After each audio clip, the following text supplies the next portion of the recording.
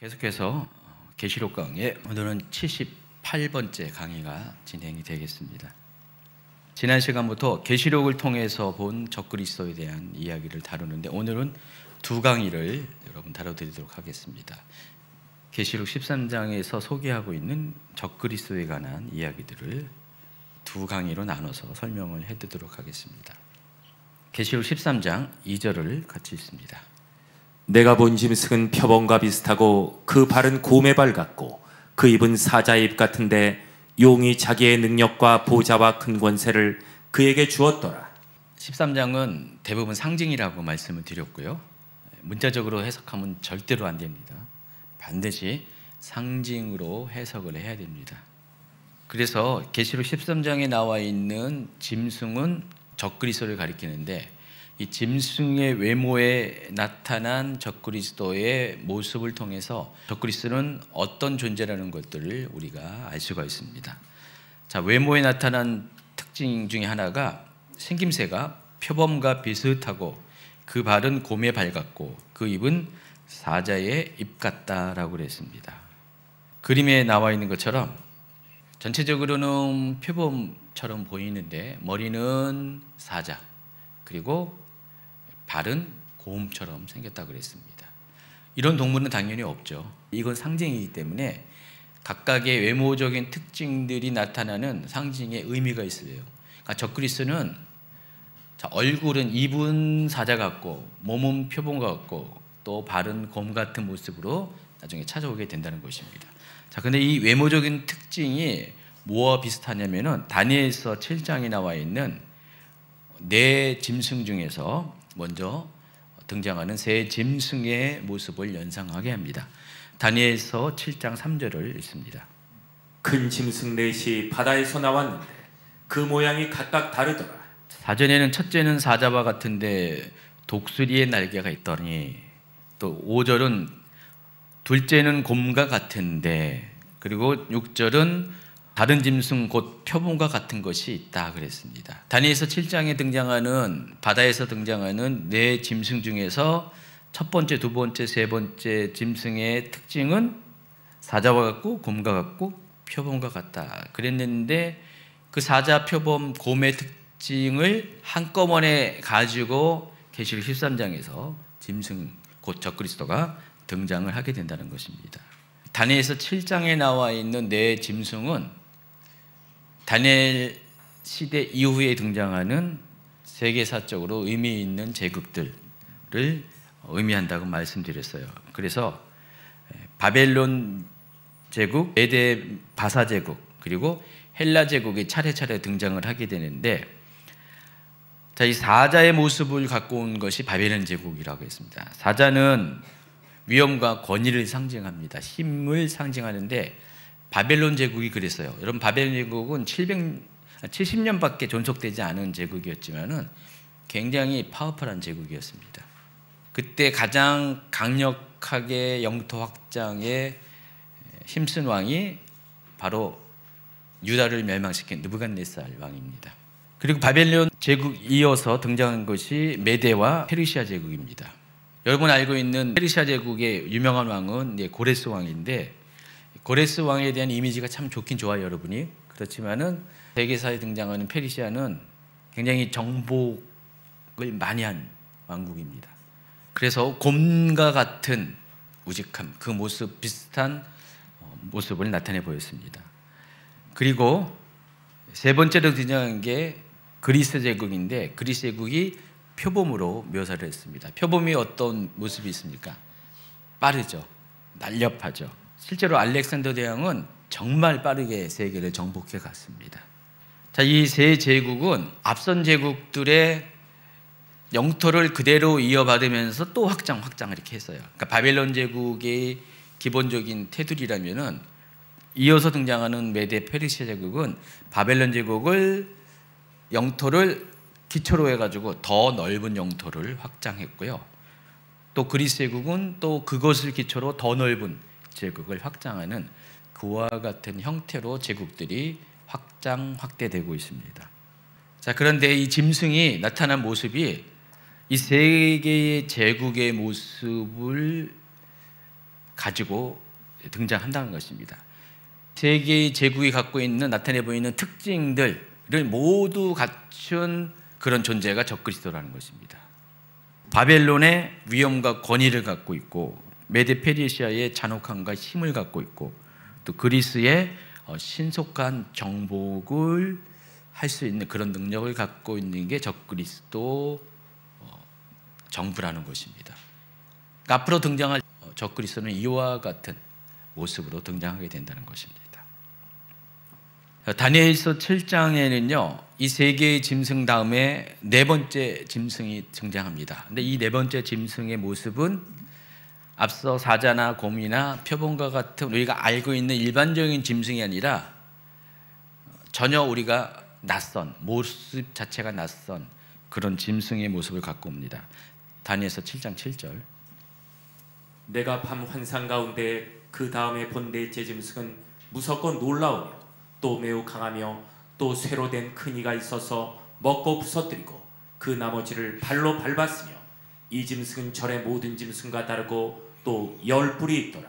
자, 그런데 이 네 번째 짐승은 결국 로마를 상징하잖아요. 로마를 상징하는데, 그러니까 로마는 앞서 세 개의 제국과 비교할 수 없는 더 강력한 조직적이고 더 광범위한 세계 정부가 됩니다.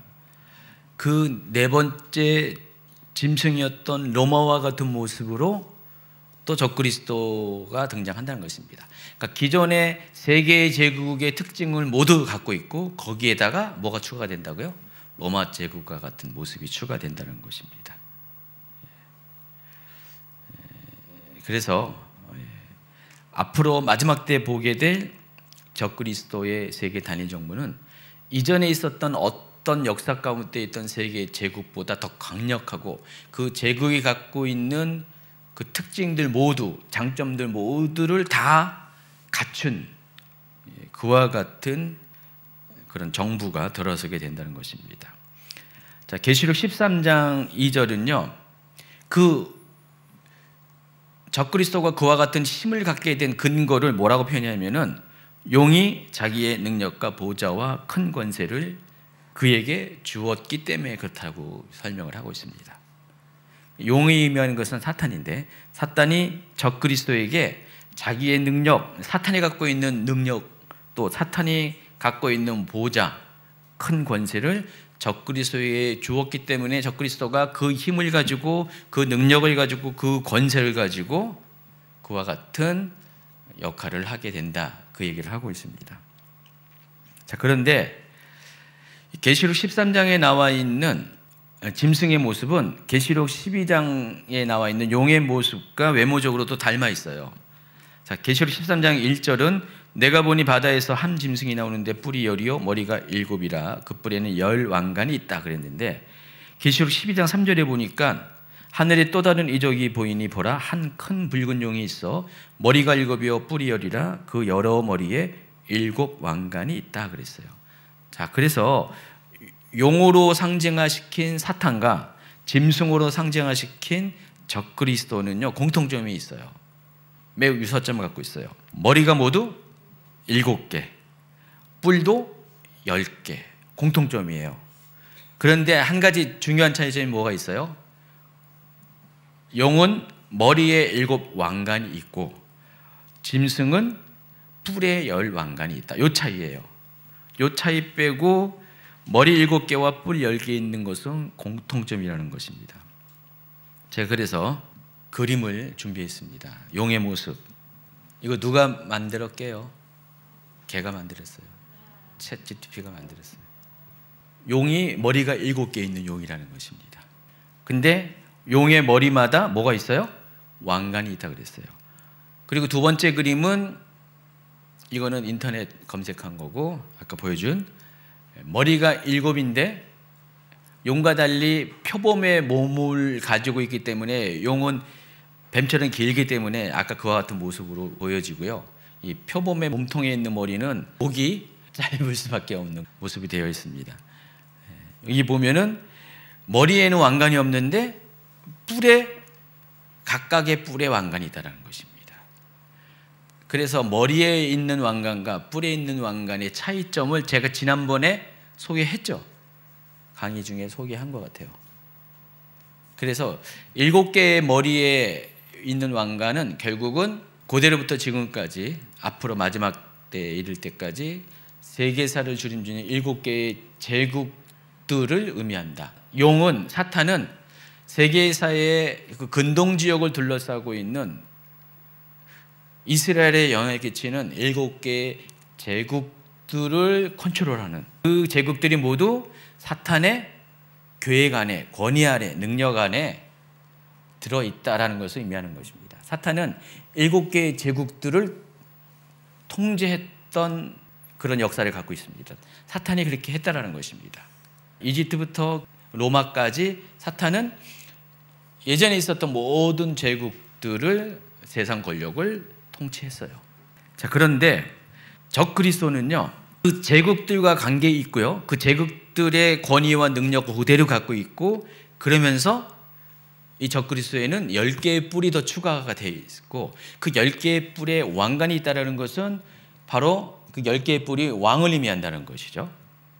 그래서 짐승으로 표현된 이 적그리스도는 머리는 7개지만 그거는 이미 지나간 역사에 용이, 사탄이 통치했던 그 제국들의 권위와 능력, 특성을 그대로 이어받으면서 실제로는 적그리스도가 통치할 때는 그 왕관의 위치가 뿔에 있기 때문에 그 10개의 뿔이 중요하다는 것입니다. 그래서 제가 이 부분을 지난번에 어떻게 설명했냐면, 마지막 때에 10개의 나라로 세계가 재편이 될 것이고, 그 10개의 나라가 세계 단일 정부를 떠받치면서 그 세계 단일 정부의 수장이 누가 될 거라고 했어요? 세계 단일 정부 대통령이 적그리스도가 될 가능성이, 현재로서는 그와 같은 추론이 제일 합당하다고 말씀을 드렸습니다. 그래서 왕관의 위치가 거기에 있는 거예요. 이처럼 용과 짐승의 모습은 동일하다는 것은 적그리스도와 사탄의 본질이 동일하다는 사실을 알 수가 있습니다. 그래서 적그리스도는 마지막 때에 용이 갖고 있는 신성을 갖게 될 겁니다. 신적인 권위. 하나님만 신성이 있는 게 아니라 사탄도 신성이 있습니다. 세상 신입니다. 이 신성을 갖게 될 겁니다.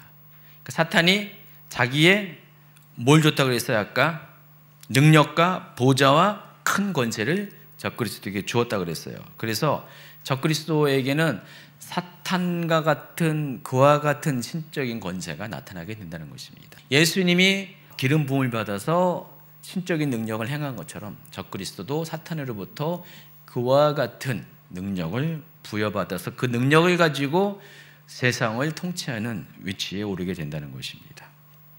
결론적으로 사자, 곰, 표범으로 상징화된 다니엘서 7장의 새 제국의 모습을 가진 적그리스도는 1절에서 묘사된 10뿔과 7머리의 특징이 합쳐져서 과거의 세상에 지배했던 역사상 가장 강력했던 4개의 제국들의 특징을 모두 가진 아주 더 강력한, 더 특별한 존재가 된다는 것입니다. 마지막 때는 그래서 이전 역사 가운데 어느 것과도 비교할 수 없는, 이전에 있던 가장 강력한 제국들을 다 합쳐놓은 것과 같은 정말 강력한 세계 정부가 등장하고, 그 정부의 우두머리가 적그리스도가 된다는 것입니다. 그런데 3절에 보니까 그의 머리 하나가 상하여 죽게 된 것 같다 그랬습니다. 7개의 머리 중에 하나가 상하여 죽게 됐다 그랬습니다. 그러니까 이 부분에 대해서 여러 가지 해석이 등장하는데, 한번 요 3가지 해석에 대해서 좀 읽어주시기 바랍니다. 요한이 살던 시대에 널리 퍼져 있었던 네로 환생설에 의해 이것이 네로 황제일 것이라고 주장합니다. 여기까지만 하시고, 또 두 번째, 교황들의 회복을 말한다고 합니다. 그래서 마지막 때에는 중세시대 강력했던 교황권이 다시 부활할 것이라고 이해하기도 합니다. 공산주의의 회복을 말하는 이들도 있습니다. 그래서 마지막 때에는 공산주의를 대표하는 러시아의 중흥이 있을 것이라고 주장하기도 합니다. 항상 상징은 그것을 풀어가는 해석이 사람마다 다 다양해요. 근데 그 중에서 좀 나름대로 중요한 해석을 뽑는다면 요 3가지 해석이 있다는 것입니다. 머리 중에 하나가 죽었다가 살아났다는 것은 과거주의적인 그런 해석에 의하면은 네로가 죽었다가 다시 살아났다. 왜냐하면 네로는 적그리스도의 모형 중에 하나니까. 이 적그리스도가 미래에 등장한 인물이 아니라 과거에 등장했던 인물로 생각하는 해석에 의하면은 그 과거 시대의 인물 중에 하나로 적그리스도를 지목할 수밖에 없고, 그 중에 하나가 네로인데, 그 네로가 죽었다가 다시 환생했다, 그런 이야기를 한다는 거죠. 실제로 그 당시에 그런 루머가 있었어요. 네로가 죽었는데 다시 돌아온다라는 루머가 그 당시 사람들에게 있었습니다. 또 한 가지는, 이거는 이제 역사주의적 해석에 의하면은 네로와 관련된 것은 과거주의적, 1세기의 과거 역사를 끝났다고 보는 입장. 또 역사주의적 해석은 그 이후의 시대에 계속해서 역사 진행에 따라서 이 계시록이 그 이야기들을 다루고 있다라고 보는 입장입니다. 그것에 의하면은 교황권이 회복이 되는 것을 의미한다라고 보는 사람들도 있습니다. 동시에 최근에는 그 공산주의가 회복이 될 것이다. 공산주의가 러시아 이전에 그 소비에트 연방이 붕괴되면서 공산주의가 이제 일단 겉보기에는 많이 후퇴한 것처럼 보이지만은 마지막 때 되면은 공산주의가 이전처럼 그렇게 회복될 것이다라고 보는 입장도 있다는 것입니다.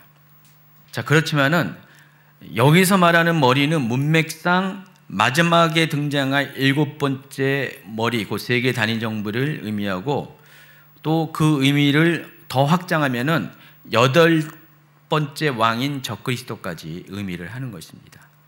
지난 시간에 잠깐 설명했던 계시록 17장 10절하고 11절에 보면은 8번째 왕에 대한 이야기가 나오는데, 이 부분도 한번 읽어 주시기 바랍니다.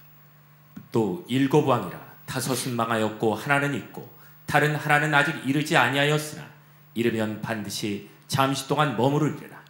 전에 있었다가 지금 없어진 짐승은 8째 왕이니 7 중에 속한 자라.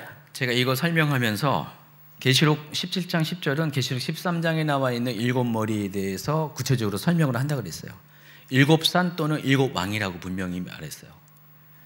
그러면서 그 중에서 5 왕은 이미 역사 가운데 있었고 지금은 존재하지 않고, 그리고 한 왕은 지금 존재하고, 그러니까 사도 요한 당시에 존재하고, 그리고 또 다른 하나는 장차 이를 것이다 라고 이야기를 하고 있습니다.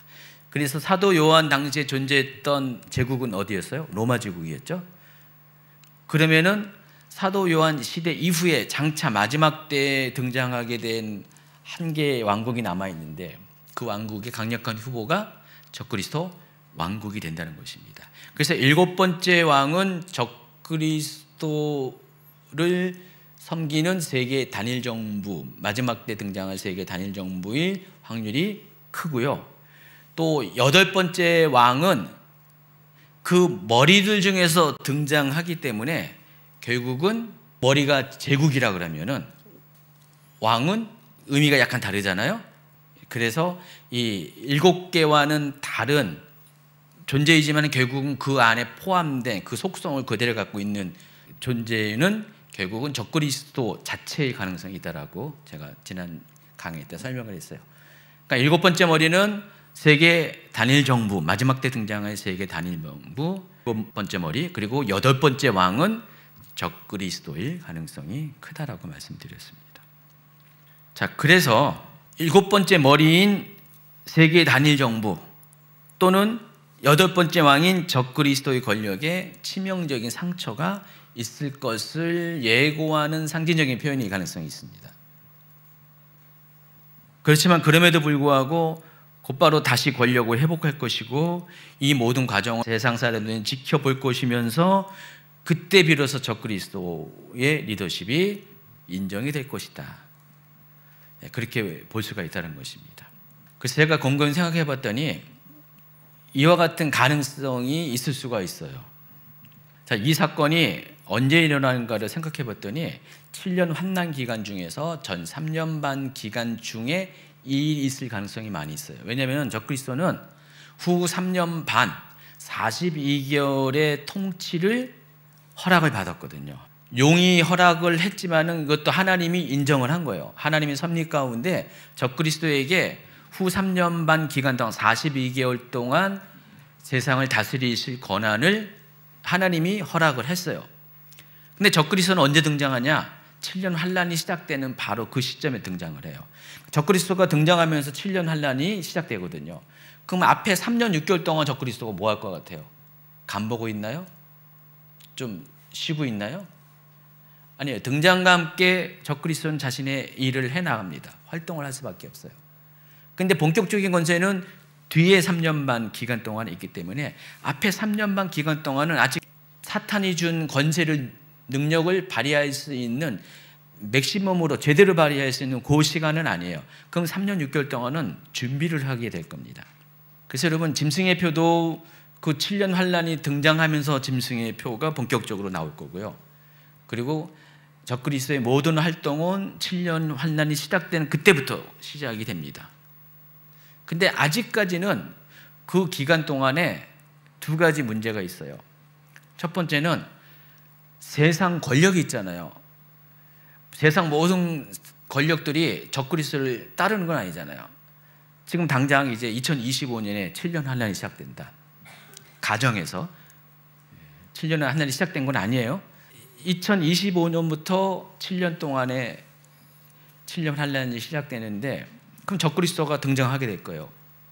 지금 오늘이 1월 15일인데 만약에 적그리스도가 등장하면 지금 당장 성경에서 말한 13장 5절에 말한 그 42개월의 권력을 행사할 수는 없잖아요. 그것을 위해서 권력을 쌓아가는 준비하는 시간이 필요합니다. 그게 3년 6개월이라는 거예요. 그 기간 동안에 적그리스도가 하는 것 중에 하나가 뭐예요? 세상 권력과 계속 싸워서 그들을 굴복시키는 것입니다. 여러 가지 온갖 방법을 통해서 미혹을 통해서 또 힘을 통해서 굴복시키는 거예요. 그럼 가령 이제 미국이라는 강대국이 있고요. 중국이라는 강대국도 있어요. G2가 있어요. 그 외에도 뭐 러시아도 있고 유럽 연합도 있고 이런 것들을 하나하나 정복해 나가는 거예요. 자기 밑으로 두는 거예요. 자기 권력 밑으로. 그 시간들이 42개월이 필요하다는 것입니다. 근데 그 과정 중에 아주 강력한 세력과 부딪혀가지고요. 자칫 적그리스도 세계 정부가 적그리스도를 대통령을 만드는 세계 정부가 주춤할 수가 있어요. 가령 강력한 미국에 의해서 이 세계 단일 정부 계획이 후퇴할 수 있고 무너져 버릴 수도 있다는 것입니다. 그렇게 막 시도를 하고 있는데 미국의 반대에 의해서 가령 트럼프 같은 대통령이 이제 되잖아요. 트럼프 대통령에 의해서 적그리스도의 계획이 무너져 버릴 수도 있잖아요. 그 3년 반 기간 동안에. 그래서 적그리스도가 이제 자신이 원하는 방식으로 해나가는 계획이 다 없어지는 것처럼 보였는데 어느 날 갑자기 반전이 확 일어나게 된다는 것입니다. 한순간에 반전이 일어나가지고 미국도 장악을 합니다. 뭐 그런 가능성이 있어요. 그리고 또 이 전 3년 반 기간 동안은 어떤 일이 있냐면은 두 증인의 활동이 있는 시간이에요. 1260일 동안 두 증인이 예언과 능력행함과 회개 이 세 가지 사역을 통해서 마치 예수님과 같은 사역을 한다 그랬어요. 예수님과 그 앞전에 온 세례 요한의 사역을 합쳐놓은 사역을 한다 그랬어요. 입에서 불이 나온다 그랬어요. 하늘에서 막 기사와 능력을 행합니다. 그래서 그 기간 동안에 두 증인의 사역이 워낙에 강력하니까 적그리스도의 세력들이 꼼짝을 못해요. 그래서 11장 10절에 보니까 이 두 선지자가 땅에 사는 자들을 괴롭게 함고로 땅에 사는 자들이 그들의 죽음을 즐거워하고 기뻐하여 서로 예물을 보내리라 하더라. 그러니까 두 증인이 짐승이 출현에 의해서 전쟁을 벌이고 죽임을 당하는 이야기를 하고 나서 요 10절이 나오는 거예요. 두 선지자가 죽으니까 사람들이 너무 신나가지고요. 서로 기뻐하면서 축하 예물을 서로 보낼 정도로 그만큼 두 증인의 사역이 강력했고 두 증인의 사역을 반대하는 세력들, 뭐 세상 권력도 있을 거고 그러나 두 증인과 대비되는 것은 결국은 적그리스도적인 활동이잖아요. 적그리스도적인 활동이 방해가 되니까 그것 때문에 힘들어했는데 주증인이 딱 죽어버리니까 어떻게 해요? 신났죠. 축제가 벌어집니다. 그렇다면은 이런 표현을 할 정도면은 두중인의 사역이 얼마나 권세가 강력했냐. 그래서 적그리스도가 7년 환란이 돼서 등장을 했지만은 동시에 두중인이 사역이 시작됐기 때문에 적그리스도가 힘을 제대로 못 쓰고 두중인의 사역에 밀려가지고 점점 역할이 없어지고 이제는 존재하지 못할 정도로 굉장히 위축될 상황까지 이르렀을 가능성이 있습니다. 이르게 될 가능성이 있어요. 그걸 머리가 상하여 죽게 되었다라고 표현한 거예요. 그렇지만 다시 살아납니다. 그래서 두중인이 죽임을 당하고 적그리스도가 42개월 동안 본격적인 권세를 행하게 됩니다. 이와 같은 상황을 추론을 할 수가 있어요. 상징이기 때문에 이렇게 표현하는 거예요. 상징을 이와 같이 다 표현했기 때문에 아마 이와 같은 일이 있을 가능성이 있지 않을까. 여러분 생각이 어때요? 이거 말고 무슨 다른 시나리오가 떠오르나요? 머리가 죽게 되었다가 다시 살아나는 것을 어떻게 여러분이 이해할 수 있을까요? 저보다 더 그럴싸한 그런 아이디어가 있나요? 있는 분? 없어요? 그러면 가장 그럴싸한 아이디어로 갈게요. 제가 보기에는 이와 같은 것이 가장 합리적인 해석이 되지 않을까라는 생각을 합니다. 자, 이 과정을 겪은 후에 비로소 용은 사탄은 짐승에게 권세를 줍니다. 자, 보시면은 13장 4절. 용이 짐승에게 권세를 주므로 용에게 경배하며 짐승에게 경배하여 이르되 누가 이 짐승과 같으냐 누가 능히 이와 더불어 싸우리요 하더라. 3절과 4절을 비교해 보면 어떤 간극이 있냐면은 전 3년 6개월 동안은 짐승이 고전을 했어요. 잘 살펴보니까 4절을 보니까 용이 이때까지는 아직 아까 1절에 말한 큰 능력과 보좌와 권세를 아직 안 줬어요. 그러니까 1절은 13장의 서론에 해당하는 거고요. 강론에 해당하는 것이 2절부터가 나오는 거예요. 그래서 전 3년 6개월 동안은 아직 짐승이 권세를 받지 못한 거예요. 사탄적인 권세를 받지 못한 거예요. 사탄이 주는 권세를 다 받지 못했어요. 그런데 거의 실패한 것처럼 했다가 다시 살아나는 것을 보면서 사탄이 그때 적그리스도를 아마 인정을 하고 자기의 모든 권세를 다 4절에 이르러서 주게 됩니다. 그때부터 어느 누구도 이제 짐승에게 건드릴 수 없는, 대적할 수 없는 가장 강력한 그런 통치를 하게 된다는 것입니다. 그래서 5절부터 42개월의 권세가 나오는 거예요. 그래서 이해하시겠죠? 또 짐승이 가장되고 신성모독을 말하는 입을 받고 또 42달 동안 일할 권세를 받으니라. 그래서 이때부터는 그 어느 누구도 적그리스도와 그의 왕국을 대적할 수가 없게 된다는 것입니다. 이게 바로 2절부터 4절까지 나오는 용의 능력과 보좌와 큰 권세를 받은 짐승에 관한 상징에 대한 해석입니다. 적그리스도는 이와 같은 모습으로 등장하고 이와 같은 모습으로 활동을 하게 된다는 것입니다.